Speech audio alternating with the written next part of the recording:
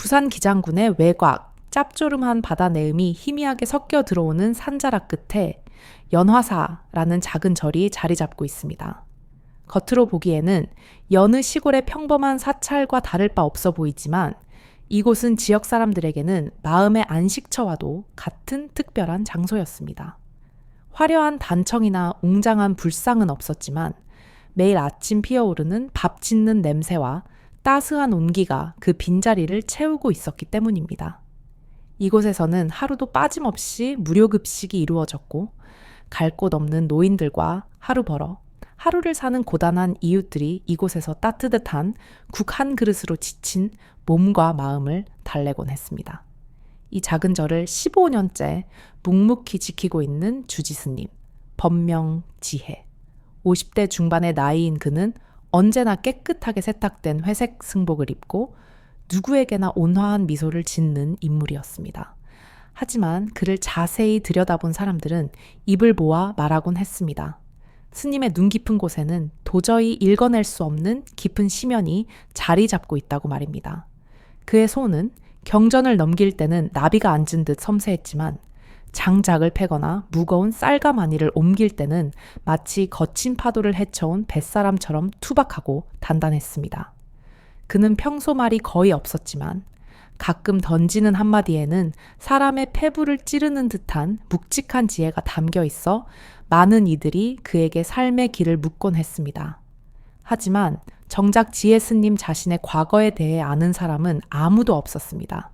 그저 그가 아주 오래전 씻을 수 없는 큰 깨달음을 얻고 홀연히 불교에 귀의했다는 막연한 소문만이 안개처럼 떠돌 뿐이었습니다. 어느 늦가을의 이른 아침, 동이 트기 전에 푸스름한 새벽빛을 뚫고 한 남자가 연화사의 문을 두드렸습니다. 그는 기장 전통시장의 상인 회장직을 15년 넘게 맡고 있는 정서진 회장이었습니다.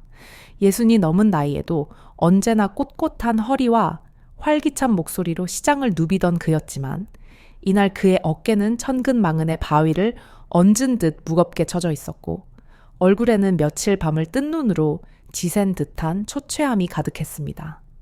평생을 정직하게 장사하며 상인들의 신망을 얻어온 그였기에 그 깊은 그늘은 더욱 예사롭지 않아 보였습니다. 아침 예불이 끝난 후 본당 옆에 고즈넉한 단실에서 지혜 스님과 정 회장이 마주 앉았습니다. 찻잔에서 피어오르는 하얀 김이 두 사람 사이를 부드럽게 가로질렀지만 방 안의 공기는 무겁게 가라앉아 있었습니다. 정 회장은 따뜻한 차를 한 모금 마시고는 깊은 한숨을 토해냈습니다. 찻잔을 쥔 그의 손이 미세하게 떨리고 있었습니다. 스님, 요즘 시장에 흑응파라는 조직이 나타났습니다. 검은 독수리라 자칭하는 그 젊은 놈들이 상인들에게 매달 터무니없는 관리비를 요구하고 있습니다. 지혜 스님은 찻잔을 든 채 조용히 정 회장의 말에 귀를 기울였습니다. 스님의 표정은 여전히 호수처럼 잔잔했지만 찻잔을 쥔 손가락 끝에 아주 미미한 힘이 들어가는 것을 눈치챈 사람은 없었습니다. 정 회장의 목소리가 물기에 젖어 들기 시작했습니다. 요즘 경기가 좋지 않아 다들 하루 벌어먹고 살기도 벅찬데 가게당 매달 300만 원이라니요. 그건 죽으라는 소리나 마찬가지입니다.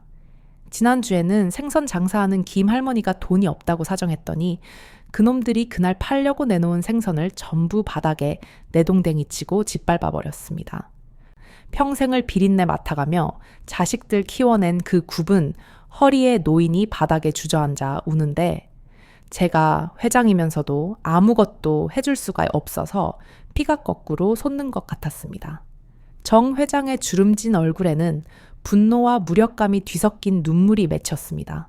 시장이라는 삶의 터전에서 평생을 성실하게 살아온 이들에게 닥친 이 날벼락 같은 재앙은 너무나 가혹했습니다. 경찰에 신고도 해보려 했지만 놈들이 보복할까봐 다들 입도 뻥긋 못하고 있습니다.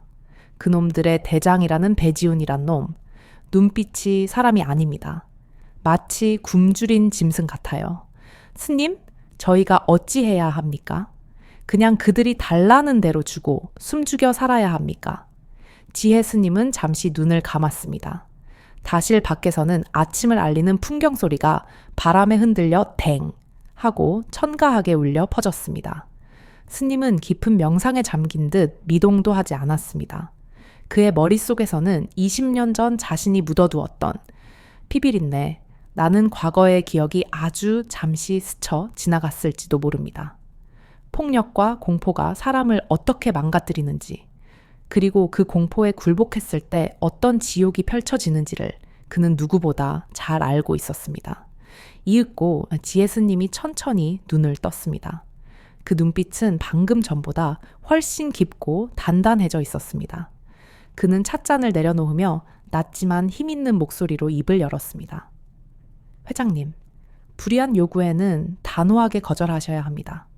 공포는 먹이를 주면 줄수록 더 거대해지는 괴물과 같습니다. 한번 굴복하면 그것은 끝이 아니라 시작이 될 것입니다.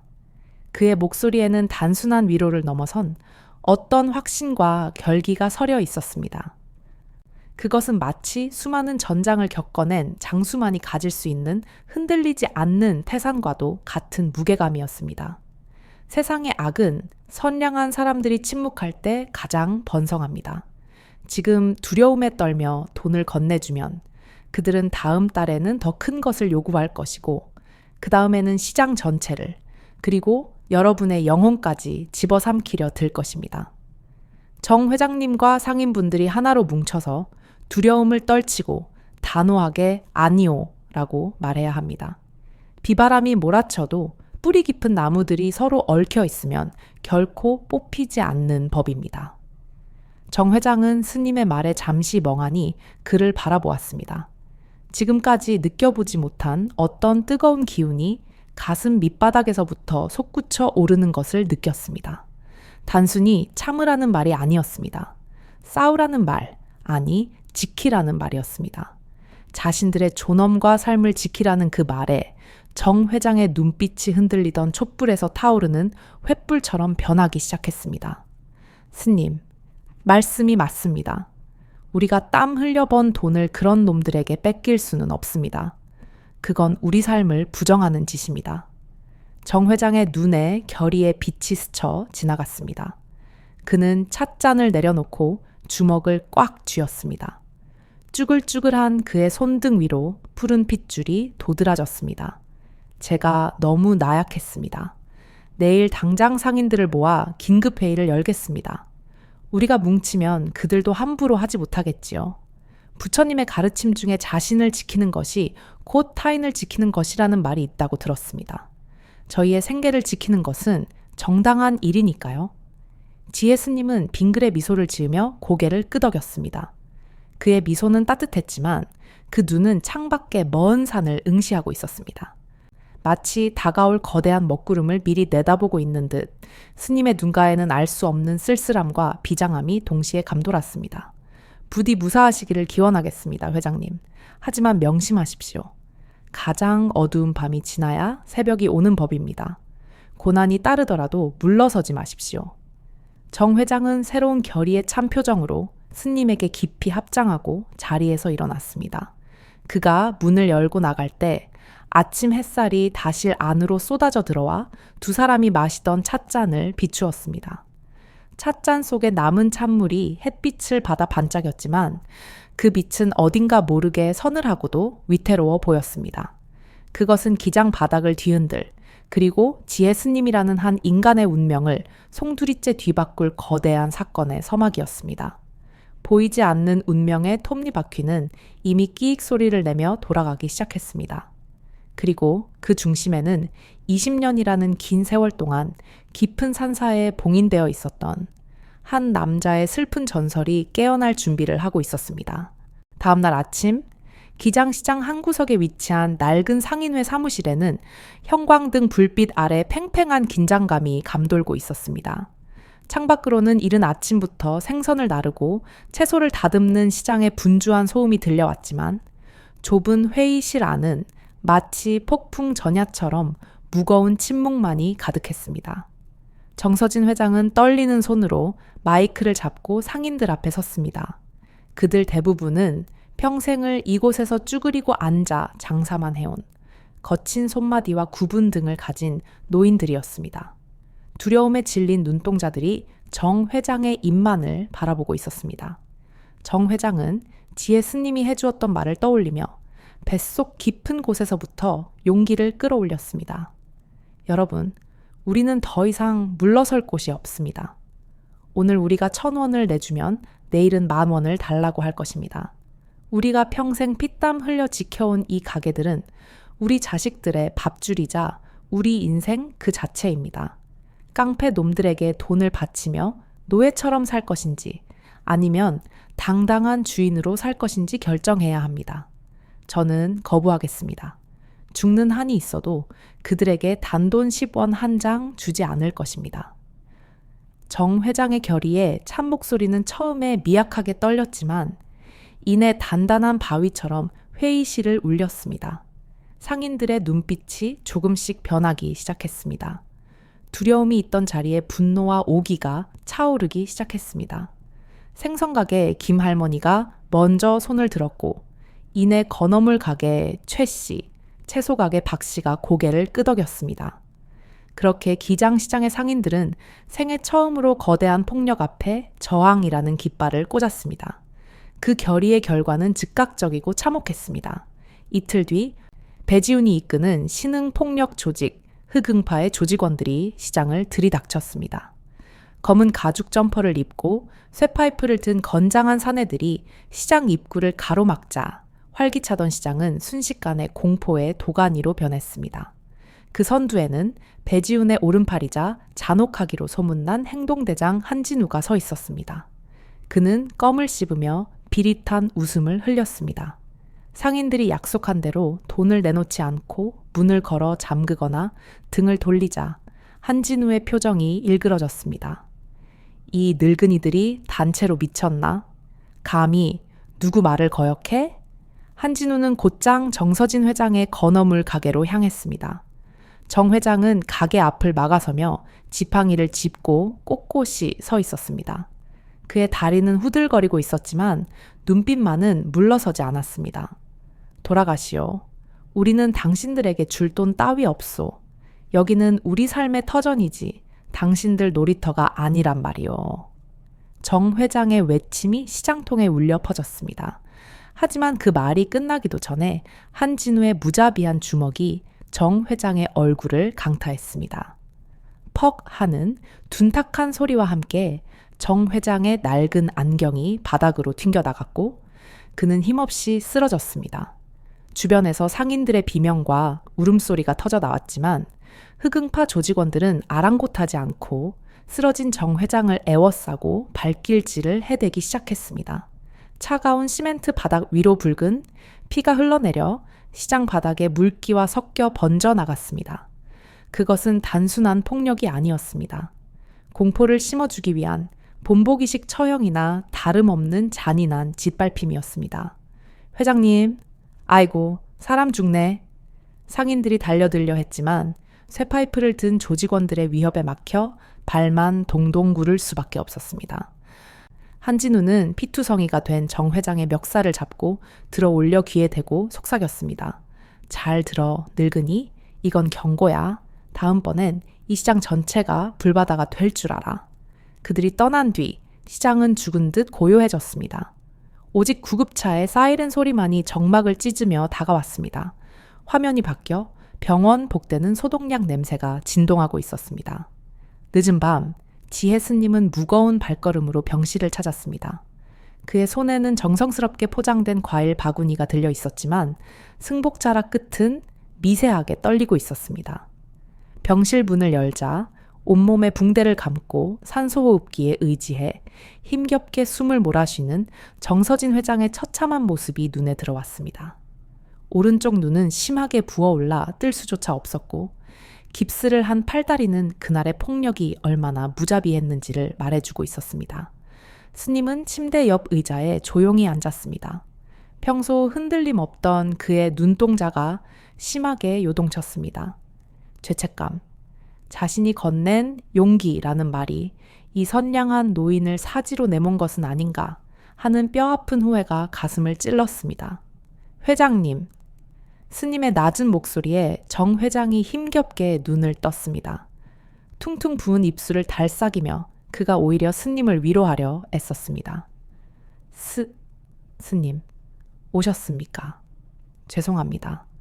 제가 좀 더 강했어야 했는데, 아닙니다. 말씀하지 마십시오. 제 탓입니다. 제가 부추기는 바람에. 정 회장은 고개를 가로저으려다 통증 때문에 미간을 찌푸렸습니다. 그는 거친 숨을 몰아쉬며 스님의 손을 잡았습니다. 거칠고 투박한 상인의 손이 스님의 손을 꽉 쥐었습니다. 아닙니다. 스님 덕분에 우리 상인들이 처음으로 하나가 되었습니다. 비록 저는 이렇게 되었지만 후회는 없습니다. 다만 그놈들이 또 올까봐 그게 걱정입니다. 지혜 스님은 정 회장의 손을 감싸쥐며 침묵했습니다. 병실 안에는 심전도 모니터의 규칙적인 기계음만이 삐삐 하고 울리고 있었습니다. 잠시 후 스님이 조심스럽게 입을 열었습니다. 혹시 그 조직의 우두머리가 누구인지 아십니까? 정 회장은 힘겹게 마른 침을 삼키며 천장을 응시했습니다. 공포가 다시금 그의 눈동자에 스쳤습니다. 저를 때린 놈은 행동대장이고 진짜 두목은 따로 있다고 들었습니다. 아주 젊은 놈인데 이름이 배지훈이라고 하더군요. 눈빛이 뱀처럼 차가운 놈이라고. 순간 지혜 스님의 손이 멈칫했습니다. 배지훈? 스님의 입에서 그 이름이 나지막이 새어나왔습니다. 찰나의 순간이었지만 병실 안의 공기가 급격하게 차가워졌습니다. 스님의 평온했던 얼굴에 균열이 가기 시작했습니다. 20년이라는 긴 세월 동안 겹겹이 쌓아 올린 수행의 벽이 단 3글자의 이름 앞에서 흔들리고 있었습니다. 배지훈. 그것은 낯선 이름이 아니었습니다. 스님의 기억 속 깊은 곳, 봉인해 두었던 지옥 같은 기억의 서랍 속에 처박혀 있던 이름. 비 오는 날 밤 찢어질 듯 울부짖던 어린 소년의 이름과 겹쳐지는 순간이었습니다. 이것은 단순한 우연일까? 아니면 피할 수 없는 업보의 수레바퀴가 다시 구르기 시작한 것일까? 지혜 스님은 천천히 자리에서 일어났습니다. 창밖에는 어느새 굵은 빗줄기가 쏟아지고 있었습니다. 유리창에 부딪히는 빗소리가 마치 20년 전 그날 밤의 빗소리처럼 스님의 귓가를 때렸습니다. 그는 창가로 다가가 어두운 도시의 야경을 내려다보았습니다. 유리창에 비친 그의 모습은 더 이상 자비로운 지혜 스님이 아니었습니다. 그 눈빛에는 날카로운 칼날 같은 살기와 깊은 슬픔이 동시에 서려 있었습니다. 회장님, 빨리 쾌차하십시오. 이 일은 제가 해결하겠습니다. 그의 목소리는 여전히 낮았지만 그 안에 담긴 기운은 전과는 완전히 달라져 있었습니다. 그것은 승려의 기도가 아니라 전장에 나가는 장수의 선전포고에 가까웠습니다. 정 회장은 스님의 달라진 뒷모습을 보며 알 수 없는 전율을 느꼈습니다. 스님은 병실을 나와 긴 복도를 걸어갔습니다. 그의 발걸음은 묵직했고 회색 승복 자락이 바람을 일으키며 뒤를 따랐습니다. 병원을 나서는 그의 뒤로 천둥 소리가 쿠르릉 하고 울렸습니다. 20년 동안 기장 산자락에 묻혀 죽은 듯 지냈던 전설의 주먹. 강혁회의 영혼이 긴 잠에서 깨어나고 있었습니다. 그는 빗속을 뚫고 자신이 떠나왔던, 그리고 다시는 돌아가지 않겠다고 맹세했던 그 피비린내 나는 세계로 스스로 걸어 들어가고 있었습니다. 운명은 그에게 가혹한 선택을 강요하고 있었고 그는 그 운명을 피하지 않기로 결심했습니다. 이제 자비의 시간은 끝났습니다. 부산의 번화가 서면 화려한 넌사인이 밤하늘을 붉게 물들이는 그 뒷골목 깊숙한 곳에 흑응파의 봉어지가 자리하고 있었습니다. 낡은 2층 건물의 철문 안쪽은 바깥 세상과는 전혀 다른 공기가 흐르고 있었습니다. 자욱한 담배 연기가 천장을 맴돌고 고가의 가죽 소파와 대리석 테이블이 묘한 위화감을 조성하는 그곳에서 조직의 우두머리 배지우는 창밖을 내려다보고 있었습니다. 그의 눈매는 날카로웠고 맞춤 정장 소매 아래로 드러난 손목시계는 차가운 금속성 광택을 뿜어내고 있었습니다. 그는 방금 들어온 부하의 보고를 듣고 미간을 찌푸렸습니다. 그러니까 그 꼬장꼬장한 노인네들이 갑자기 단체로 약을 먹기라도 했다는 거야. 관리비 안 내겠다고 버티는 게 말이 돼. 배지훈이 책상을 탁 하고 내리치자 유리잔 속의 얼음이 짤그랑 소리를 내며 흔들렸습니다. 네, 형님. 정서진 회장이란 늙은이가 상인들을 선동했답니다. 그런데 그 뒤에 절이 하나 있답니다. 연화사라고. 절? 스님이 깡패짓이라도 한단 소리냐? 그게 아니라 정 회장이 매일 새벽 그 절에 가서 기도를 한답니다. 병원에 입원했을 때도 그 주지 스님이란 작자가 다녀갔고요. 상인들이 그 스님 말이라면 껌뻑 죽는답니다. 정신적 지주, 뭐 그런 거 같습니다. 배지훈의 입가에 비릿한 미소가 번졌습니다. 그는 의자 깊숙이 몸을 기대며 손가락으로 책상을 톡톡 두드렸습니다. 재밌네. 부처님 믿는 스님이라 신심으로 깡따구를 키웠다 이건가? 한진우. 그의 부름에 구석에 서 있던 다부진 체격의 사내, 조직의 행동대장 한진우가 앞으로 나섰습니다. 왼쪽 눈썹 위에 깊게 패인 흉터가 인상적인 그는 고개를 숙였습니다. 네. 형님, 가서 그 스님 좀 만나보고 와라. 거기가 돈이 좀 된다면서? 시주돈이 꽤 짭짤할 텐데 우리 구역에 있는 절이니 우리도 보호비를 좀 받아야 하지 않겠냐? 너무 세게 나가지는 말고 일단 간만 좀 봐. 어떤 놈인지. 한진우는 짧게 대답하고 부하들을 이끌고 사무실을 나섰습니다. 배지우는 다시 창밖을 바라보았습니다. 기장 쪽 먼 산자락을 응시하는 그의 눈빛에 알 수 없는 기묘한 그림자가 스쳐 지나갔습니다. 오후의 햇살이 나른하게 내려앉은 연화사의 고요함은 이내 거친 엔진 소리와 함께 산산조각이 났습니다. 검은색 세단 2대가 흙먼지를 일으키며 절 마당으로 거칠게 들어왔습니다. 차문이 열리고 검은 양복을 입은 사내 5명이 내렸습니다. 그들의 구둣발 소리는 절의 정적을 깨뜨리는 불협화음처럼 들렸습니다. 마당 한 구석에서 빗자루질을 하고 있던 지혜스님은 그 소란에도 놀란 기색 없이 하던 일을 멈추고 그들을 바라보았습니다. 그의 표정은 여전히 호수처럼 잔잔했지만 빗자루를 쥔 손에는 미세한 힘이 들어갔다 빠졌습니다. 20년 전 지겹도록 맡았던 그 역겨운 피비린내와 폭력의 냄새가 다시금 코끝을 스쳤기 때문입니다. 어서 오십시오. 스님이 먼저 합장하며 인사를 건넸습니다. 선두에 선 한진우는 건들거리는 걸음걸이로 다가와 스님을 위아래로 훑어보았습니다. 승복은 낡았지만 깨끗했고 스님의 눈빛은 맑으면서도 깊었습니다. 한진우는 짐짓 예의를 차리는 척하며 입꼬리를 비틀어 올렸습니다. 스님, 안녕하십니까? 저희는 이 지역 치안을 담당하고 있는 사람들입니다. 말씀 좀 나누고 싶은데 시간 좀 내주시죠. 지혜 스님은 거절하지 않고 그들을 본당 옆 다실로 안내했습니다. 좁은 다실에 건장한 사내 5명이 들어차자 방 안은 금세 답답한 열기로 가득 찼습니다. 스님은 능숙한 손놀림으로 닭이를 다루며 찬물을 우려냈습니다. 쪼르륵 따뜻한 차가 찻잔에 담기는 소리가 유난히 크게 들렸습니다.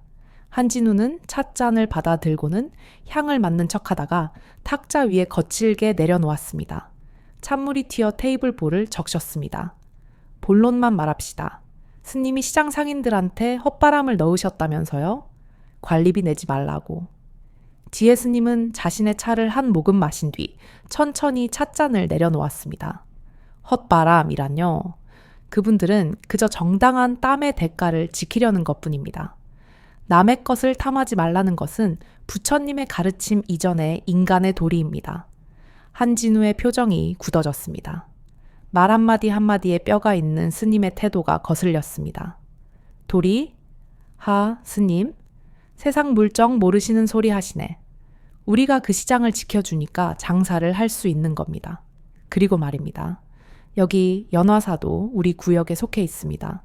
보아하니 신도들도 꽤 오는 것 같은데 부처님도 혼자서는 집 못 지킵니다. 저희가 특별히 이 절도 보호해드리죠. 한 달에 500장, 시주 받는 돈에 비하면 껌값 아닙니까? 다실 안에 무거운 침묵이 내려앉았습니다. 부하들은 킬킬거리며 주위를 두리번거렸고 창밖으로는 무료 급식을 준비하느라 분주한 노보살들의 모습이 보였습니다. 지혜 스님은 흔들림 없는 눈빛으로 한진우를 똑바로 응시했습니다. 그 눈빛에는 두려움 대신 깊은 연민과 단호함이 서려 있었습니다. 진정한 보호는 대가를 바라지 않는 법입니다. 그리고 이곳에 들어오는 시주도는 제 것이 아니라 가난하고 배고픈 이웃들의 밥값입니다. 단 한 푼도 당신들에게 줄 수 없습니다. 뭐? 이 땡중이 진짜. 한진우의 얼굴이 불그락푸르락해졌습니다. 좋게 말로 해결하려 했건만 스님의 태도는 예상보다 훨씬 강경했습니다. 자존심이 상한 그는 자리에서 벌떡 일어났습니다. 말귀를 못 알아쳐먹네. 우리가 누군지 몰라? 한진우가 발로 테이블을 걷어찼습니다. 찻잔들이 와장창 깨지며 바닥으로 뒹굴었습니다. 날카로운 파편 소리가 다실의 공기를 찢어 발겼습니다. 가자. 말로 해서는 안 되겠네. 한진우는 부하들을 이끌고 다실을 나갔습니다. 그들이 향한 곳은 절의 뒤편 공양간이었습니다. 그곳에서는 허리가 굽은 노보살들과 자원봉사자들이 수십 명의 노인에게 대접할 저녁 공양을 준비하고 있었습니다. 김이 모락모락 나는 갓 지은 밥 냄새와 구수한 된장국 냄새가 퍼지고 있는 평화로운 공간이었습니다. 어디서 밥 냄새가 나나 했더니 여기서 잔치를 벌이고 있었구만. 한진우가 공양간 문을 거칠게 열어젖히며 들어왔습니다. 놀란 할머니들이 주걱을 든 채 뒷걸음질 쳤습니다. 이봐 할망구들, 오늘 밥은 없어. 영업 종료야. 한진우의 눈짓의 부하들이 난동을 부리기 시작했습니다. 한 놈이 커다란 국솥을 발로 걷어찼습니다. 뜨거운 된장국이 바닥으로 쏟아지며 사방으로 튀었습니다. 아이고, 이게 무슨 짓이야. 할머니들의 비명소리가 터져 나왔습니다. 또 다른 놈은 갓 지은 하얀 쌀밥이 가득 담긴 대형 밥솥을 뒤엎었습니다. 김이 피어오르는 쌀밥이 흙바닥에 나뒹굴었고 놈들은 그 귀한 밥을 구둣발로 짓밟아 으깨버렸습니다. 정성스럽게 묻혀놓은 나물 반찬들이 허공으로 날아다녔습니다. 그 밥은 누군가에게는 하루의 유일한 끼니였고 누군가에게는 생명을 이어가는 동아줄이었습니다. 지혜 스님이 다급히 공양간으로 달려왔을 때 눈앞에 펼쳐진 광경은 지옥도와 다름없었습니다. 70이 넘은 노보살 한 분이 엎어진 밥그릇을 주워 담으려다 한 조직원에게 떠밀려 넘어져 울고 있었습니다. 바닥에 흩어진 하얀 쌀알들이 흙투성이가 된 채 지시겨져 있었습니다. 순간 지혜 스님의 눈동자가 걷잡을 수 없이 흔들렸습니다. 승복 소매 안의 주먹이 하얗게 질리도록 꽉 쥐어졌습니다. 혈관이 터질 듯이 부풀어 올랐고 단전 깊은 곳에서부터 20년 동안 억눌러 왔던 짐승의 울음소리가 끓어오르는 듯했습니다. 참아야 한다, 참아야 한다. 그는 입술을 깨물며 속으로 되뇌었습니다. 지금 주먹을 뻗으면 저들을 순식간에 제압할 수 있다는 것을 그는 누구보다 잘 알고 있었습니다. 하지만 그 주먹을 쓰는 순간 지혜 스님은 사라지고 살인귀 강혁이 돌아오게 되는 것입니다. 그만하십시오. 스님의 목소리가 공양간을 울렸습니다. 그 소리는 크지 않았지만 묘한 기백이 서려 있어 난동을 부리던 조직원들의 동작이 일순간 멈칫했습니다. 스님은 넘어진 할머니에게 다가가 조심스럽게 일으켜 세웠습니다. 그의 등 뒤로 서늘한 기운이 뿜어져 나오고 있었습니다. 한진우는 스님의 기세에 아주 잠깐 눌리는 듯했으나 이내 비웃음을 흘리며 스님에게 다가왔습니다. 그는 짓밟힌 밥알이 묻은 구두로 바닥을 비비며 말했습니다. 스님, 잘 생각하세요. 오늘은 밥그릇만 깼지만 다음에는 이 절간 기둥뿌리를 뽑아버릴 수도 있으니까 돈 준비해 두셔. 한진우가 스님의 어깨를 툭 치고 지나갔습니다. 부하들이 낄낄거리며 그 뒤를 따랐습니다. 그들이 떠난 자리에는 엉망진창이 된 음식들과 만견자실한 노인들의 울음소리만이 남았습니다. 지혜 스님은 멍하니 바닥에 흩어진 쌀알들을 바라보았습니다. 할머니들의 우는 소리가 그의 가슴을 날카로운 칼처럼 베고 지나갔습니다. 그는 천천히 무릎을 꿇고 흙 묻은 밥알을 맨손으로 하나하나 줍기 시작했습니다. 그의 손은 떨리고 있었습니다. 그것은 두려움 때문이 아니었습니다.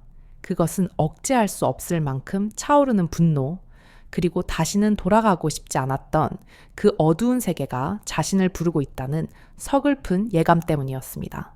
스님의 눈가에 물기가 맺혔습니다.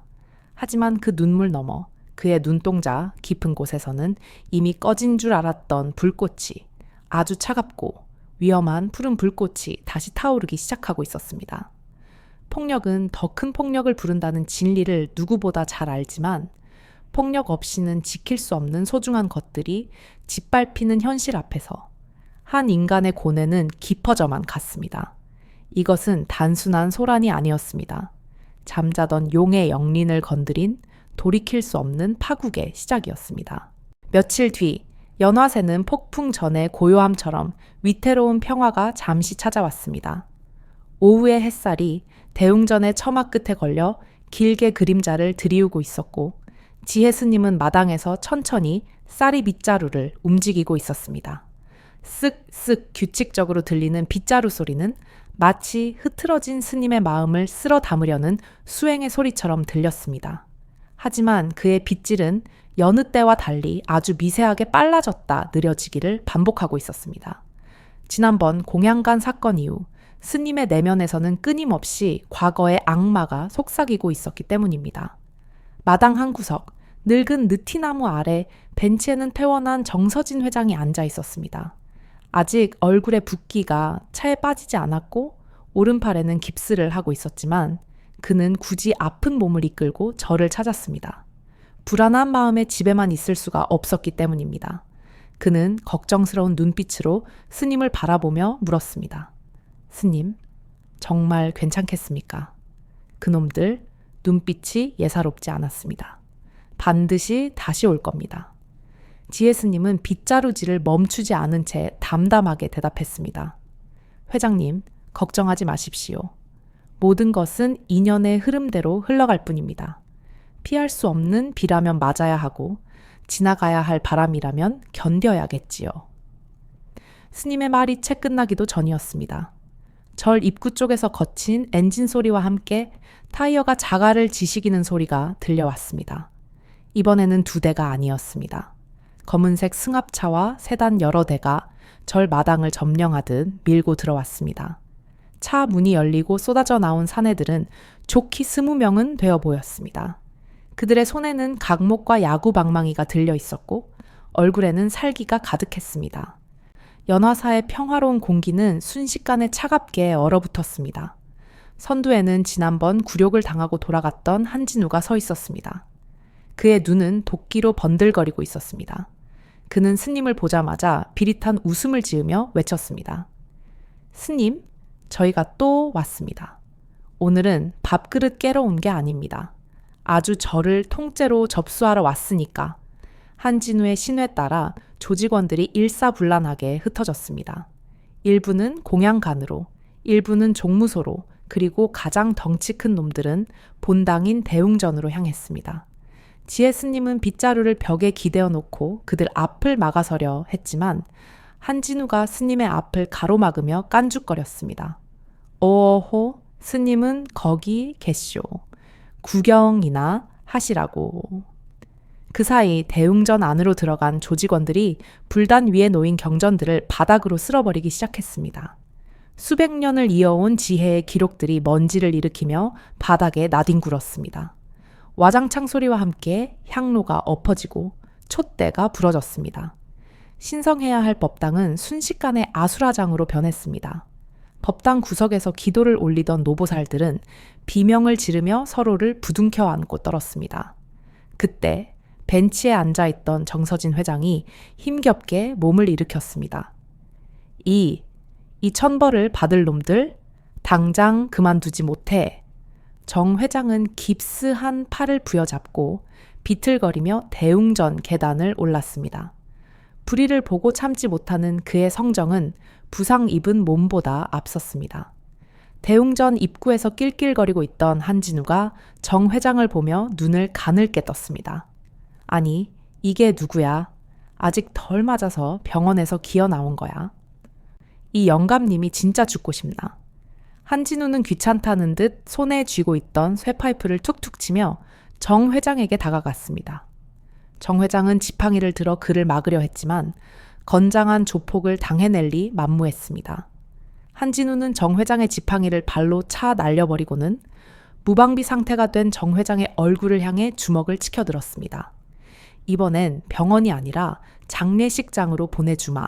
주먹이 정 회장의 얼굴을 향해 날아가는 그 찰나의 순간 절 마당에 있던 모든 사람들의 시간이 멈춘 듯 했습니다.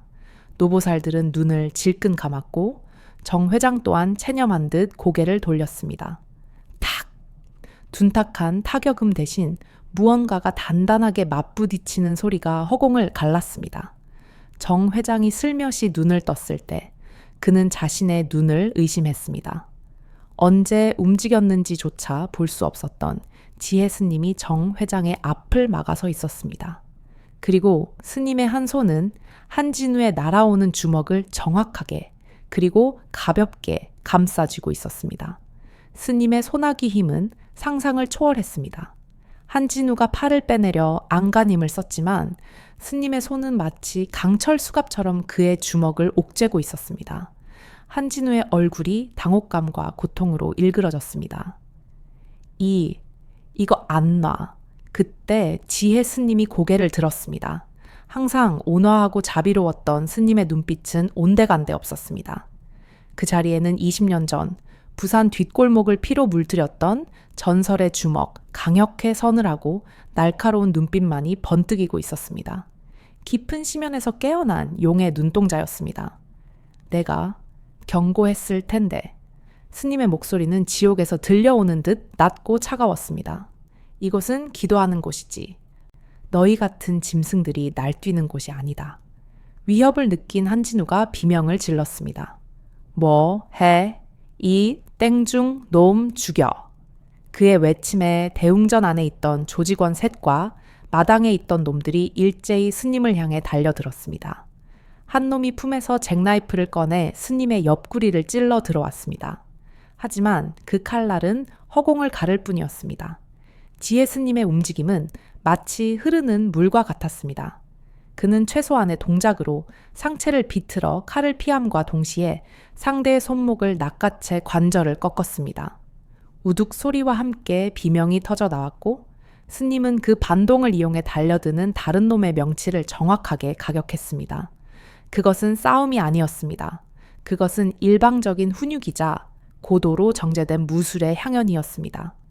회색 승복 자락이 춤추듯 휘날릴 때마다 검은 양복을 입은 사내들이 추풍낙엽처럼 바닥으로 떨어져 나갔습니다.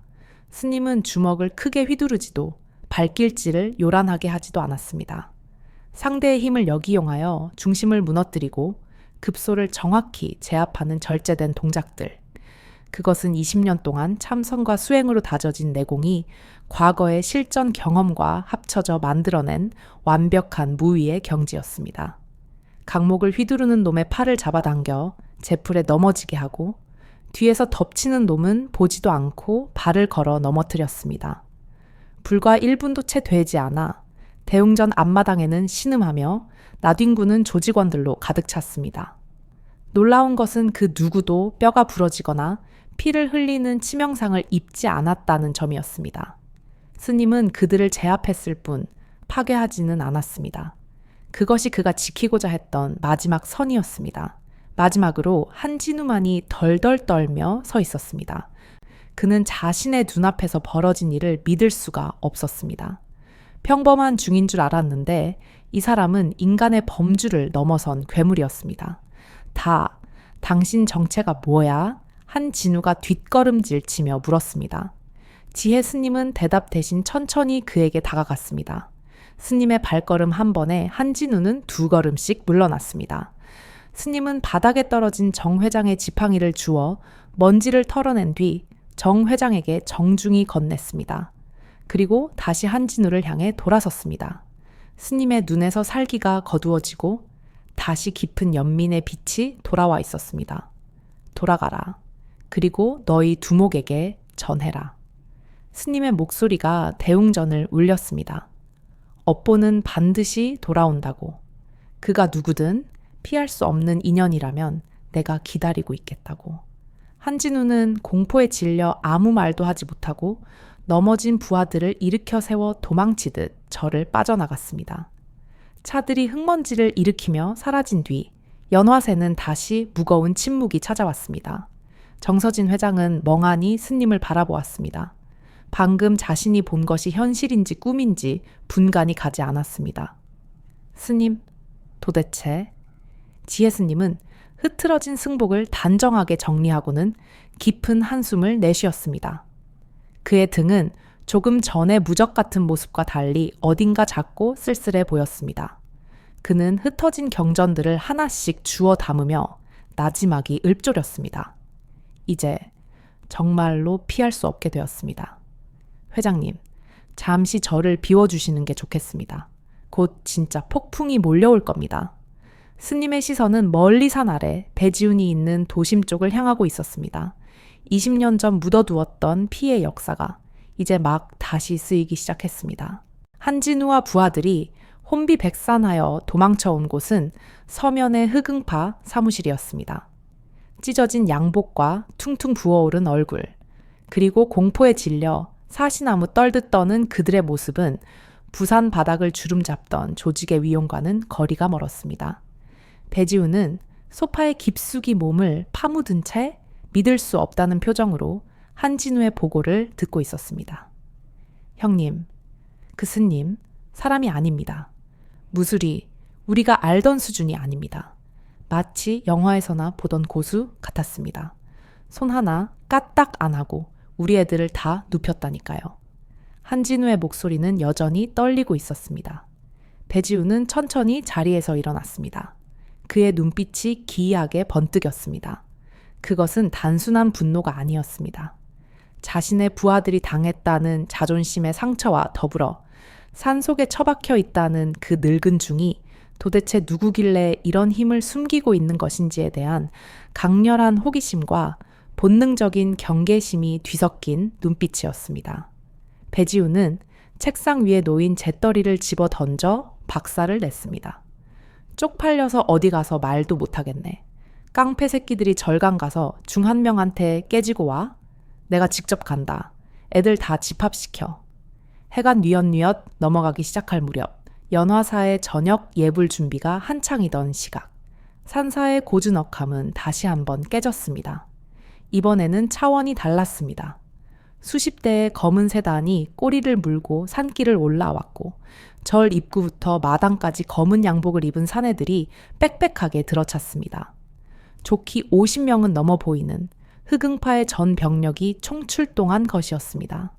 붉게 타오르는 노을이 그들의 검은 실루엣을 길게 늘어뜨려 마치 저승사자의 군대처럼 보이게 만들었습니다. 그 무리의 한가운데 배지훈이 서 있었습니다. 그는 값비싼 이탈리아산 맞춤 정장을 입고 머리는 한 올의 흐트러짐도 없이 넘긴 채 차가운 눈으로 대웅전을 올려다보았습니다. 주지 나오라고 해. 그의 낮고 묵직한 목소리가 절 마당에 울려 퍼졌습니다. 잠시 후 대웅전의 문이 열리고 지혜 스님이 천천히 걸어 나왔습니다. 그는 뒷짐을 진 채 계단 위에 섰습니다. 수십 명의 조폭들이 뿜어내는 살기 앞에서도 스님은 태산처럼 흔들림이 없었습니다. 오히려 스님을 내려다보는 노을빛이 그의 회색 승복을 황금빛으로 물들이며 묘한 성스러움을 자아내고 있었습니다. 배지훈은 천천히 계단을 올라 스님에게 다가갔습니다. 두 사람 사이의 거리가 좁혀질수록 공기 중에는 팽팽한 긴장감이 감돌았습니다. 배지훈은 스님의 얼굴을 뚫어지게 쳐다보았습니다. 도대체 어떤 놈이길래 하는 생각으로 스님의 눈을 마주한 순간 배지훈의 발걸음이 우뚝 멈췄습니다. 스님의 깊고 고요한 눈동자. 그 눈을 보는 순간 배지훈의 머릿속에서 벼락 같은 충격이 터졌습니다. 잊고 지냈다고 생각했던, 아니 잊으려 발버둥 쳤던 20년 전 그날 밤의 기억이 댐이 무너지듯 쏟아져 들어왔습니다. 비가 억수같이 쏟아지던 부산 남포동의 뒷골목, 넌사인이 빗물에 번져 흐릿하게 빛나던 그 밤. 당시 10살이었던 어린 배지훈은 아버지의 손을 잡고 포장마차에서 우동을 먹고 있었습니다. 일용직 노동자였던 아버지가 모처럼 일당을 많이 받았다며 아들에게 사준 따뜻한 저녁이었습니다. 하지만 그 평화는 순식간에 깨졌습니다. 골목 안쪽에서 쇠파이프와 회칼이 난무하는 조직 간의 전쟁이 벌어졌던 것입니다. 당시 부산 최대 조직이었던 백호파와 신흥 세력 간의 구역 다툼이었습니다. 아버지는 어린 아들을 보호하기 위해 본능적으로 몸을 날려 아들을 감싸 안았습니다. 지훈아, 엎드려. 그것이 아버지의 마지막 말이었습니다. 혼란 속에서 휘두른 누군가의 칼날이 아버지의 등을 깊게 베고 지나갔습니다. 아버지는 피를 토하며 쓰러졌고 어린 배지훈은 빗물과 피가 뒤섞인 바닥에서 아버지의 식어가는 몸을 붙잡고 울부짖었습니다. 그 아수라장의 한가운데 백호파의 행동대장이 서 있었습니다. 30대 후반의 젊은 강혁, 피 묻은 셔츠 사이로 용 문신이 보이던 남자. 그는 뒤늦게 상황을 파악하고 칼을 멈췄지만 이미 엎질러진 물이었습니다. 강혁은 빗속에서 쓰러진 아버지와 오열하는 어린 소년을 멍하니 내려다 보았습니다. 그때 어린 배지훈이 고개를 들어 강혁을 쳐다보았습니다. 공포와 원망, 그리고 죽여버리겠다는 사리가 담긴 그 어린아이의 눈빛. 강혁은 그 눈빛을 보고 얼어붙었습니다. 자신이 무슨 짓을 저지르고 다니는 것인지, 이 피비린내에 나는 삶의 끝이 무엇인지 뼈저리게 깨달았던 순간이었습니다. 그날 밤 강혁은 조직을 떠났고 세상에서 자취를 감췄습니다. 20년이 지난 지금 연화사의 대웅전 앞에서 배지훈은 그날 밤의 악마를 다시 마주하고 있었습니다. 세월이 흘러 머리는 깎고 승복을 입었지만 그 눈빛만은 변하지 않았습니다. 배지훈의 입술이 파르르 떨렸습니다. 충격과 분노, 그리고 믿을 수 없는 현실에 대한 혼란이 그의 얼굴을 일그러뜨렸습니다. 당신, 강혁이지? 배지훈의 목소리가 끓어오르는 증기처럼 새어나왔습니다. 주변에 있던 늙은 조직원 몇몇이 강혁이라는 이름에 쏘스라치게 놀라며 수군거렸습니다. 그것은 부산 건달들 사이에서 전설처럼 혹은 금기어처럼 전해져 내려오는 이름이었기 때문입니다. 지혜 스님은 아무 말도 하지 않았습니다. 다만 그의 눈가에 깊은 슬픔이 고였습니다. 배지훈이 스님에게 바짝 다가와 으르렁거렸습니다. 나야, 그때 그 포장마차에서 당신들 때문에 죽은 남자의 아들, 기억나나? 순간 지혜 스님의 표정이 무너져 내렸습니다. 20년 동안 매일 밤 참회하며 잊지 않으려 노력했던 그날의 죄업이 눈앞에 실체로 나타난 것입니다. 스님은 눈을 감았습니다. 빗소리가, 아이의 울음소리가, 피 냄새가 환청처럼 들려왔습니다. 죽어버려! 배지훈이 이성을 잃고 소리쳤습니다. 이놈 죽여! 당장 죽여버려! 그의 명령이 떨어지자마자 흑응파 조직원들이 일제히 무기를 꺼내 들고 스님을 향해 달려들었습니다. 절체절명의 순간이었습니다. 하지만 스님은 저항할 태세조차 갖추지 않고 그저 가만히 서서 그들의 칼날을 받아들일 준비를 하고 있었습니다. 그때였습니다. 멈춰라.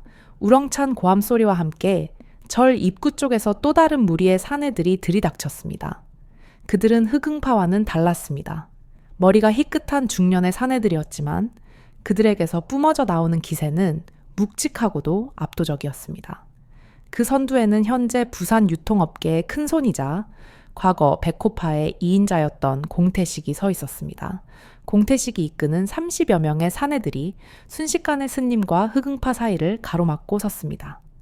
누가 감히 우리 형님 몸에 손을 대? 공태식의 호통에 흑응파 조직원들이 주춤했습니다. 부산 바닥에서 공태식 회장의 얼굴을 모르는 건달은 없었습니다. 배지훈조차 당황하여 멈칫했습니다. 공 회장님, 여긴 무슨 일이십니까? 공태식은 배지훈을 무시하고 뒤돌아 스님을 바라보았습니다. 그의 눈시울이 붉어졌습니다. 형님, 강형 형님, 저희가 왔습니다. 며칠 전 형님이 여기 계시다는 소문 듣고 찾아 헤맸습니다. 도대체 왜 이런 산골에 숨어 계셨습니까? 지혜 스님은 곤혹스러운 표정으로 옛 아우들을 바라보았습니다. 돌아가라, 태식아. 이건 내 업보다. 너희가 낄 자리가 아니다. 무슨 말씀이십니까? 형님을 죽이려 드는데 보고만 있으란 말입니까? 얘들아, 형님, 보호해. 공태식의 지시에 옛 백호파 조직원들이 자세를 잡았습니다. 기장산 속 작은 절 마당에서 신구 조직 간의 피비린내 나는 전쟁이 벌어지기 직전이었습니다. 긴장감이 최고조에 달해 누군가 기침이라도 하면 바로 칼부림이 날 것 같은 일촉즉발의 상황. 그때 지혜 스님이 천천히 계단을 내려왔습니다. 그리고 모두가 예상치 못한 행동을 했습니다. 스님은 공태식과 옛 부하들을 손으로 밀어내고 배지훈의 앞으로 걸어갔습니다. 그리고는 흙바닥에 무릎을 꿇었습니다. 형님, 공태식이 비명을 지르듯 외쳤지만 스님은 손을 들어 제지했습니다. 절 마당에 있던 수십 명의 사내들, 대웅전 안에 숨어있던 신도들, 그리고 정서진 회장까지 모두가 숨을 죽이고 그 광경을 지켜보았습니다. 한때 부산을 호령했던 전설의 주먹 강혁이 새파랗게 어린 적장의 앞에서 무릎을 꿇은 것입니다. 스님은 합장을 하고 고개를 숙였습니다. 그래, 내가 강혁이다. 스님의 목소리는 떨리고 있었지만 그 어느 때보다 진실했습니다. 그날 밤 너의 아버지를 죽게 한 것은 나의 죄다. 내가 휘두른 칼은 아니었지만 나의 욕심과 나의 전쟁이 무고한 너의 아버지를 죽였다. 배지훈은 멍하니 무릎 꿇은 스님을 내려다보았습니다. 분노로 타오르던 그의 눈동자가 흔들리기 시작했습니다. 지난 20년 동안 단 하루도 그날 밤을 잊은 적이 없다. 매일 새벽 예불을 드리며 너의 아버지의 극락왕생을 빌었고 홀로 남겨진 너의 행복을 빌었다. 하지만 기도가 죄를 씻을 수는 없겠지. 스님은 고개를 들어 배지훈을 올려다보았습니다. 그 눈에는 눈물이 고여 있었지만 두려움은 없었습니다. 오직 깊은 참회와 연민만이 가득했습니다. 네가 원한을 풀고 싶다면 내 목숨을 가져가라. 달게 받겠다. 하지만 이 절의 사람들과 내 옛 아우들은 건드리지 마라. 그들은 죄가 없다. 모든 업보는 내가 안고 가겠다. 스님의 말에 공태식과 옛 부하들은 고개를 숙이고 흐느꼈습니다. 대웅전 안의 노보살들도 염주를 굴리며 눈물을 흘렸습니다. 배지훈의 손에 들려있던 야구방망이가 파르르 떨렸습니다. 죽이고 싶도록 미워했던 원수가 지금 자신의 발 아래에 엎드려 목숨을 내놓고 용서를 빌고 있었습니다. 그것은 비굴한 구걸이 아니었습니다. 그것은 한 인간이 보여줄 수 있는 가장 숭고하고도 처절한 용기였습니다. 배지훈은 혼란스러웠습니다. 20년을 키워온 복수심이 스님의 진심 어린 눈물 앞에서 길을 잃고 헤매기 시작했습니다. 하늘에서는 어둠이 완전히 내려앉았고 절 마당에 켜진 연등 불빛만이 두 사람을 비추고 있었습니다. 과거와 현재, 죄와 벌, 그리고 증오와 용서가 교차하는 기막힌 밤이 깊어가고 있었습니다. 연화사의 밤하늘을 무겁게 짓누르던 침묵은 마치 영원히 계속될 것만 같았습니다.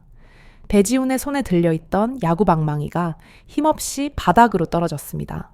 달그락하는 그 작은 소리가 거대한 파열음처럼 정막을 깼습니다. 그는 자신의 발 아래 무릎 꿇고 있는 늙은 승려, 아니 20년 전 자신의 아버지를 죽음으로 내몰았던 원수 강혁을 내려다보았습니다. 당장이라도 내려쳐서 머리통을 부수고 싶었던 그 끓어오르던 사리가 스님의 등 위로 떨어지는 처연한 달빛과 그의 진심 어린 눈물 앞에서 길을 잃고 말았습니다. 복수는 뜨거운 것이라 생각했지만 막상 마주한 진실은 너무나도 차갑고 서글픈 것이었습니다. 배지훈은 거칠게 숨을 몰아쉬었습니다. 혼란스러웠습니다. 자신이 평생을 바쳐 증오해온 대상이 괴물이 아닌 죄책감에 짓눌린 나약한 인간이었다는 사실이 그를 견딜 수 없게 만들었습니다. 그는 입술을 깨물어 피가 배어 나올 정도로 꽉 다물었다가 이내 쉰 목소리로 내뱉었습니다. 오늘은 돌아가겠다. 그의 목소리에는 더 이상 살기가 없었습니다. 대신 깊은 허탈함과 알 수 없는 패배감이 묻어 있었습니다. 하지만 착각하지 마. 용서한 게 아니야. 당신 목숨 내가 언제든 가지러 올 수 있다는 거 잊지 마. 배지훈은 뒤도 돌아보지 않고 몸을 돌렸습니다. 흑응파 조직원들은 당황한 기색이 역력했지만 두목의 명령에 따라 주섬주섬 무기를 챙겨 철수하기 시작했습니다. 그들이 떠난 자리에는 매캐한 자동차 매연 냄새와 함께 깊은 한숨만이 남았습니다.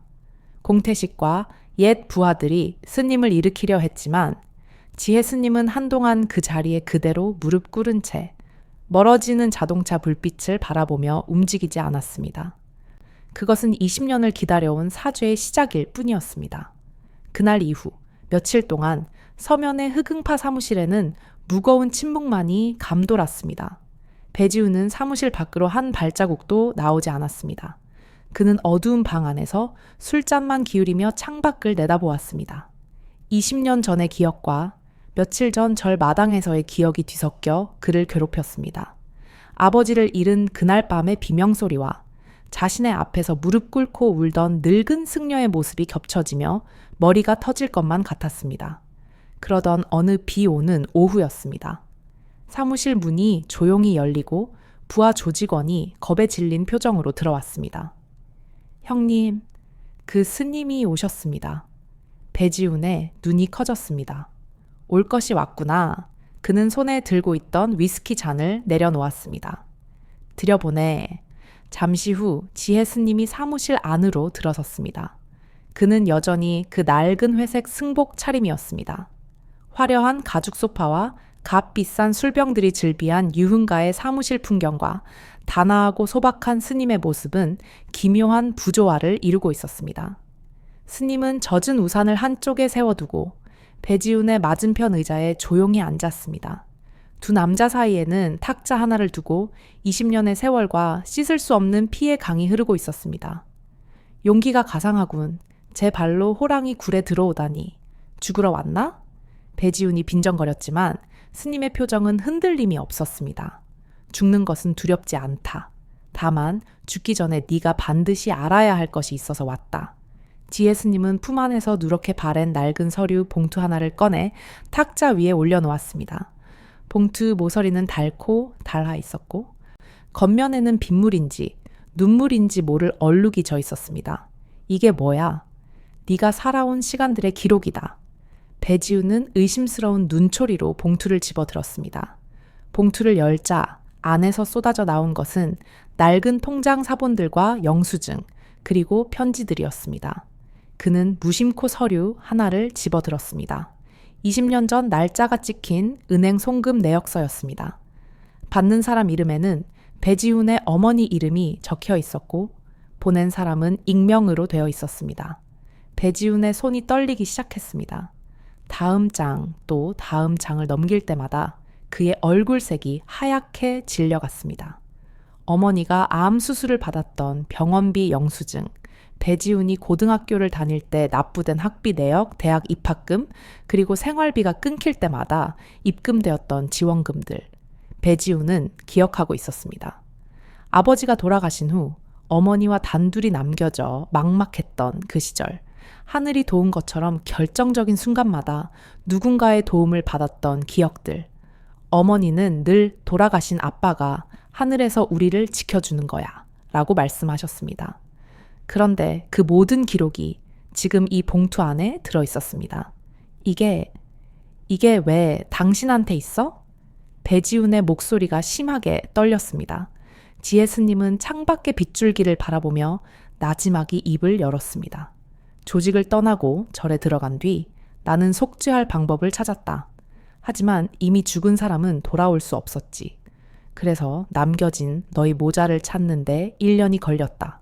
가진 재산을 모두 처분해 너희를 돕기 시작했다. 내 이름을 밝힐 수는 없었다. 살인자의 돈이라고 생각하면 받지 않을 테니까. 스님의 눈시울이 붉어졌습니다. 돈으로 사람 목숨값을 치를 수 없다는 건 안다. 하지만 네가 밥을 굶지 않기를, 네가 공부를 포기하지 않기를, 그래서 나 같은 건달이 되지 않기를 매일 부처님께 빌고 또 빌었다. 배지우는 서류 더미 속에서 어머니가 쓴 편지 한 통을 발견했습니다. 병원에서 퇴원한 후 얼굴 모르는 후원자에게 보낸 감사 편지였습니다. 선생님, 덕분에 살았습니다.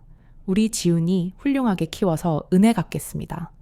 삐뚤빼뚤한 어머니의 글씨를 보는 순간 배지훈의 눈에서 참았던 눈물이 왈칵 쏟아졌습니다. 그는 흑응파의 두목 배지훈이 아니라 20년 전 빗속에서 아버지를 잃고 울던 10살 꼬마로 돌아가 있었습니다. 자신이 그토록 증오하고 죽이고 싶어 했던 원수가 사실은 지난 20년 동안 자신을 보이지 않는 곳에서 지탱해준 수호천사였다는 사실. 이 기막힌 아이러니 앞에서 그는 오열할 수밖에 없었습니다. 왜 그랬어? 차라리 모르게 하지. 왜 이제 와서 이런 걸 보여주는 거야? 배지훈이 책상을 치며 울부짖었습니다. 원망과 고마움, 미안함이 뒤섞인 처절한 절규였습니다. 지혜 스님은 자리에서 일어나 배지훈에게 다가갔습니다. 그리고 우는 아이를 달래듯 그의 떨리는 어깨를 조심스럽게 감싸 안았습니다. 20년 전 빗속에서 안아주지 못했던 그 아이를 이제야 품에 안은 것입니다. 미안하다. 정말 미안하다. 너를 이렇게 괴물로 만든 것도 결국 나다. 스님의 승복 위로 배지훈의 뜨거운 눈물이 쏟아졌습니다. 밖에는 천둥이 치고 비가 퍼붓고 있었지만 사무실 안은 두 남자의 해묵은 원한이 녹아내리는 뜨거운 공기로 가득 찼습니다. 그것은 용서라는 단어로는 부족한 인간 대 인간으로서의 깊은 화해였습니다.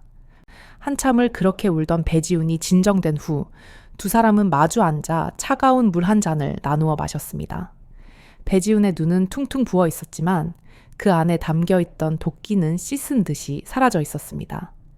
스님, 아니, 강혁 아저씨. 배지훈이 코를 훌쩍이며 불렀습니다. 이제 그만하세요. 아버지를 죽인 건 당신이 아니라는 거 사실 알고 있었어요. 그냥 누군가를 미워하지 않으면 버틸 수가 없어서 핑계가 필요했을 뿐이에요. 지혜 스님은 말없이 고개를 끄덕이며 엷은 미소를 지었습니다. 그 미소는 20년 만에 처음으로 짓는 마음의 짐을 완전히 내려놓은 사람의 편안한 미소였습니다. 며칠 뒤 흑응파 사무실에는 긴급 소집 명령이 떨어졌습니다. 영문을 모르는 조직원들이 불안한 표정으로 회의실에 모여들었습니다. 배지훈이 단상에 올랐습니다. 그의 표정은 그 어느 때보다 차분하고 단호했습니다. 그는 조직원들을 하나하나 둘러본 뒤 입을 열었습니다. 오늘부로 흑응파는 해산한다. 회의실이 술렁거렸습니다. 여기저기서 형님, 그게 무슨 말씀이십니까? 하는 반발이 터져 나왔습니다. 배지훈은 손을 들어 그들을 제지했습니다. 나는 이제 다른 길을 가보려 한다. 너희도 더 늦기 전에 사람답게 살 길을 찾아라. 퇴직금은 챙겨줄 테니 다들 고향으로 돌아가거나 새 기술을 배워. 배지훈은 창밖으로 보이는 기장 쪽 산자락을 바라보았습니다. 더 이상 누군가에게 피눈물 흘리게 하는 삶은 살지 않겠다. 그게 우리 아버지가 바라는 일일 테니까. 그날 밤 서면 뒷골목의 화려한 간판 중 하나가 꺼졌습니다. 흑응파의 간판이 내려지는 순간이었습니다. 폭력과 욕망으로 얼룩졌던 한 청년의 방황이 끝나는 순간이기도 했습니다. 배지훈은 텅 빈 사무실을 나서며 주머니 속에 낡은 염주 하나를 만지작거렸습니다. 지혜 스님이 두고 간 선물이었습니다. 비는 그쳤고 구름 사이로 맑은 별 하나가 빛나고 있었습니다. 이제 그에게는 가야 할 곳이 있었습니다. 연화사, 그 연곶 향기, 그윽한 산사로 향하는 길이 그를 기다리고 있었습니다. 폭풍이 지나간 바다는 그 어느 때보다 더 푸르고 깊다고 했던가요? 흑응파가 해산하고 며칠이 지나자 기장 전통시장에는 다시 활기가 돌아왔습니다. 상인들을 괴롭히던 검은 양복의 사내들은 거짓말처럼 자취를 감췄고 그 자리를 채운 것은 다시금 왁자지껄한 흥정소리와 펄떡이는 생선들의 생명력이었습니다. 정서진 회장은 아침 일찍 가게 문을 열고 시장 입구에 섰습니다. 불과 며칠 전까지만 해도 험상궂은 조직원들이 진을 치고 담배 연기를 내뿜던 그 자리에 누군가가 가져다 놓은 작은 국화 화분 하나가 놓여 있었습니다. 그것은 시장의 평화를 되찾은 상인들의 소박하지만 단단한 승리의 표식이었습니다. 정 회장은 그 꽃을 보며 코끝이 찡해지는 것을 느꼈습니다. 비록 구체적인 내막은 알 수 없었지만 그와 상인들은 본능적으로 알고 있었습니다. 산속의 그 스님이 지혜 스님이 자신들을 위해 무언가 큰 희생을 치렀다는 것을 말입니다. 오후가 되자 정 회장은 상인회 사무실로 간부들을 소집했습니다. 좁은 사무실에 모인 10여 명의 상인 대표들. 얼굴에는 이제 두려움 대신 안도감과 희망이 감돌고 있었습니다. 여러분, 우리가 이렇게 다시 웃으며 장사할 수 있게 된 건 전적으로 지혜스님 덕분입니다. 우리가 가만히 있어서야 되겠습니까? 정 회장의 말에 생선가게 김 할머니가 맞장구를 쳤습니다. 아며, 그렇고 말고요. 내 평생 스님 은혜는 잊지 못합니다. 십시일반으로 성이라도 표시하는 게 도리 아닐까요? 그날부터 시장에는 아름다운 모금 운동이 시작되었습니다. 누가 시키지도 않았는데 상인들은 꼬깃꼬깃한 쌈짓돈을 꺼내 모금함에 넣었습니다. 콩나물을 판 돈, 고등어를 손질해 번 돈, 하루 종일 추위와 싸우며 번 귀한 돈들이 모였습니다. 어떤 이는 큰 돈을 쾌척하기도 했고, 형편이 어려운 노점상 할머니는 사탕 한 봉지를 수줍게 내놓기도 했습니다. 금액의 크기는 달랐지만 그 안에 담긴 마음의 무게는 모두 똑같이 묵직하고 따뜻했습니다. 이틀 뒤 정 회장을 비롯한 상인 대표들이 연화사를 찾았습니다. 그들의 손에는 상인들의 마음을 모은 두툼한 봉투와 제철 과일 상자가 들려 있었습니다. 늦가을에 차가운 바람이 부는 절 마당에서 지혜 스님은 낙엽을 쓸다 말고 그들을 맞이했습니다. 스님의 얼굴은 며칠 전에 그 살벌했던 기운은 온데간데 없고 다시 예전에 온화하고 평온한 미소를 되찾고 있었습니다. 어서 오십시오. 다들 무사하시니 부처님의 가피입니다. 스님이 합장하며 인사했습니다. 정 회장은 떨리는 손으로 봉투를 스님에게 내밀었습니다. 스님, 저희 시장 식구들의 작은 정성입니다. 스님 덕분에 저희가 다시 살았습니다. 부디 거절하지 말고 받아주십시오. 절 운영하는데 조금이라도 보탬이 되었으면 합니다. 지혜 스님은 봉투를 물끄러미 바라보았습니다. 그리고 잠시 생각에 잠긴 듯 하더니 고개를 가로저으며 정 회장의 손을 부드럽게 밀어냈습니다. 회장님, 마음만 감사히 받겠습니다. 제가 한 일은 없습니다. 모든 것은 그저 인연의 물길을 따라 흘러갔을 뿐입니다. 그리고 무엇보다 이 돈은 상인분들의 피와 땀입니다. 제가 함부로 받을 수 없습니다. 아니, 됩니다, 스님. 저희가 마음이 편치 않아서 그럽니다. 제발 받아주십시오. 정 회장이 간곡하게 부탁하자 스님은 잠시 먼 산을 응시했습니다. 스님의 눈가에 옅은 미소가 번졌습니다. 정 그러시다면 제안을 하나 하겠습니다. 상인들이 호기심 어린 눈으로 스님을 쳐다보았습니다. 이 돈으로 시장 안에 작은 무료 급식소를 하나 더 만드는 게 어떻겠습니까? 절까지 오기 힘든 노인분들이나 끼니를 거르는 상인들을 위해 따뜻한 밥 한 끼 대접하는 곳 말입니다. 스님의 제안에 정 회장의 눈이 휘둥그레졌습니다. 무료 급식소요? 네. 상인분들이 십시일반 모은 이 돈이 다시 시장에 배고픈 이웃들에게 돌아간다면 그것이야말로 진정한 공덕 아니겠습니까? 저도 시간이 날 때마다 내려가 돕겠습니다. 순간 상인들 사이에서 탄성이 터져 나왔습니다. 단순히 절에 기부하는 것보다 훨씬 더 뜻깊고 가슴 벅찬 제안이었습니다. 정 회장은 울컥하는 마음을 누르며 스님의 손을 꽉 잡았습니다. 스님, 정말 훌륭하십니다. 그렇게 하겠습니다. 당장 시장 한 구석에 자리를 마련해서 연화 급식소를 만들겠습니다. 스님은 감사한 마음으로 고개를 숙였습니다. 저녁 노을이 연화사의 처마 끝에 걸리며 세상을 붉게 물들였습니다. 풍경 소리가 딸랑거리며 평화로운 시장의 미래를 축복해 주는 듯 했습니다. 그렇게 시간은 흘러 첫눈이 내리는 12월의 어느 아침이 되었습니다. 기장시장 한편에 새로 문을 연 연화 무료 급식소는 이른 아침부터 분주했습니다. 겨울의 첫 추위를 피해 따뜻한 국밥 한 그릇을 찾는 독거노인들과 노숙자들이 길게 줄을 섰습니다. 정 회장과 상인 자원봉사자들은 쉴 새 없이 밥을 푸고 국을 나르며 구슬땀을 흘리고 있었습니다.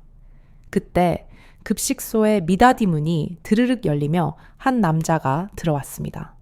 검은색 코트에 단정한 머리, 겉보기에는 평범한 청년처럼 보였지만 어딘가 낯익은 얼굴이었습니다. 바로 배지훈이었습니다. 하지만 그의 모습은 예전과 완전히 달라져 있었습니다. 날카롭고 오만했던 눈빛은 사라지고 그 자리에는 깊은 참회와 차분함이 내려앉아 있었습니다.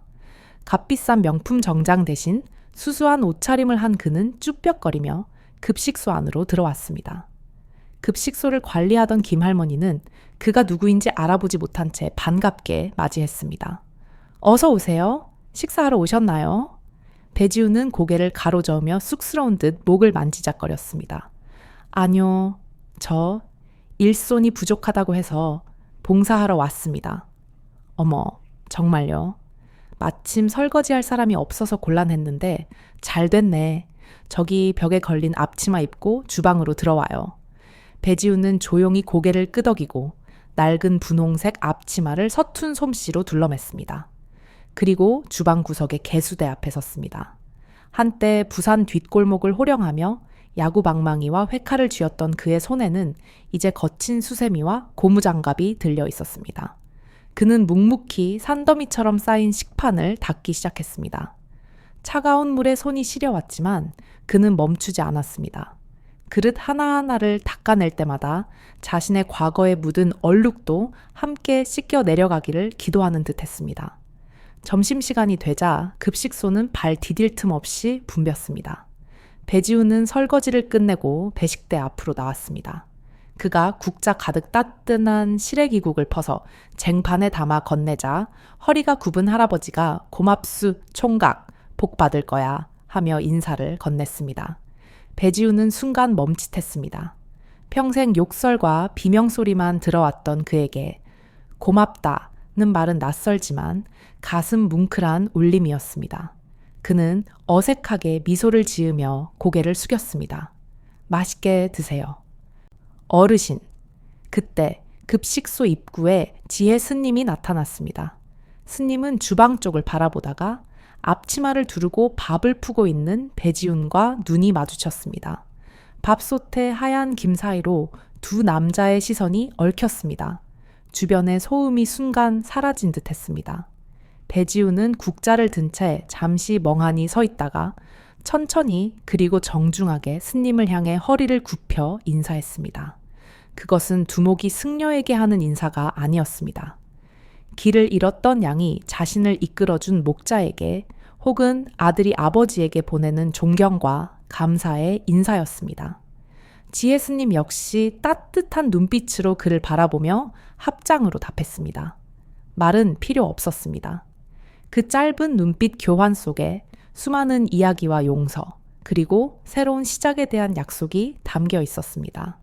스님은 빙글의 미소를 지으며 다른 봉사자들 틈으로 섞여 들어갔고 배지우는 다시 국자를 잡고 밥을 푸기 시작했습니다.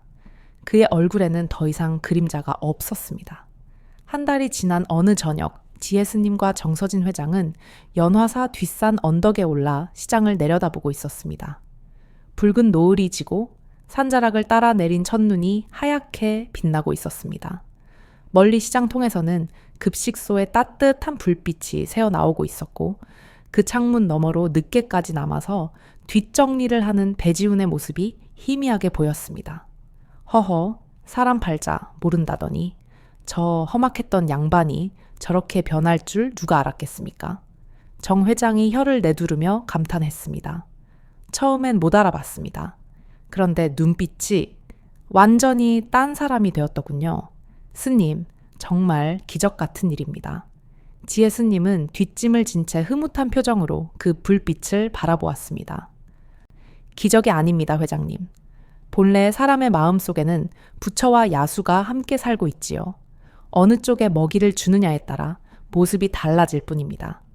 저 친구는 이제야 비로소 자신의 진짜 얼굴을 찾은 겁니다. 그렇군요. 스님도 이제 마음의 짐을 좀 내려놓으셨습니까? 정 회장의 조심스러운 질문에 지혜 스님은 깊은 숨을 들이마셨다 내뱉었습니다. 차가운 겨울 공기가 폐부 깊숙이 들어와 묵은 체증을 씻어내리는 듯 했습니다. 네, 이제야 발 뻗고 잘 수 있을 것 같습니다. 20년 만에 진짜 평화를 찾았습니다. 두 사람은 나란히 서서 어둠이 내려앉는 세상을 조용히 바라보았습니다. 하늘에는 별이 하나둘 떠오르고 멀리 급식소의 불빛은 어둠 속에서 더욱 따뜻하게 빛나고 있었습니다. 그 불빛 아래에서 과거의 상처를 딛고 일어선 배지훈이 묵묵히 바닥을 닦고 있었습니다. 그것은 단순히 바닥을 닦는 행위가 아니라 자신의 영혼을 닦고 세상을 향해 다시 걸음마를 시작하는 숭고한 의식이었습니다. 악연도 지극한 정성이 닿으면 선연이 된다 했던가요? 기장의 작은 산사에서 시작된 이 이야기는 우리에게 진정한 용기와 용서가 무엇인지, 그리고 사람이 사람을 구원한다는 것이 얼마나 아름다운 일인지를 조용히 속삭여주고 있었습니다. 밤바람이 스님의 회색 승복을 부드럽게 스치고 지나갔습니다. 겨울밤은 차가웠지만 그들의 마음은 그 어느 때보다 따뜻했습니다.